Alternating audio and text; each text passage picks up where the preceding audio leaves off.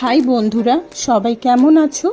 আজকে আবার চলে এলাম নতুন একটা থালি নিয়ে। দেখতেই পাচ্ছ, এটা আজকে দুপুরের লাঞ্চ থালি ছিল আমাদের। যেই থালিতে ছিল বাসমতি চালের রাইস, তার সাথে ছিল ডাল, আলু ভাজা, আর ছিল কুঁদরি ভাজা, আর তার সাথে ছিল একটা পাঁচমিশালি সবজি, আর ছিল লোটে মাছের চচ্চড়ি, মানে লোটে মাছের যেটা ঝুরি বলা হয় সেই ঝুরি। আর তার সাথে ছিল আমের চাটনি, আর ছিল স্যালাড। তো আজকের খাবার দাবার তো দারুণ ছিল, খুব ভালোই আজকের দুপুরের খাওয়াটা হয়েছে।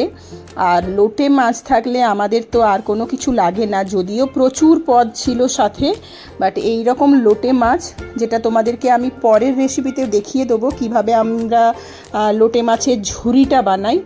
জাস্ট অসাধারণ খেতে লাগে এইরকম লোটে মাছের ঝুরি দিয়ে যদি ভাত খাওয়া হয়, মানে এক থালা ভাত পুরো খাওয়া হয়ে যাবে, এই রকম আমাদের ভালো লাগে। তো তোমাদের যদি ভালো লাগে অবশ্যই কিন্তু তোমরা কমেন্টস করতে ভুলো না, লাইক করতে ভুলো না। চলো, টাটা।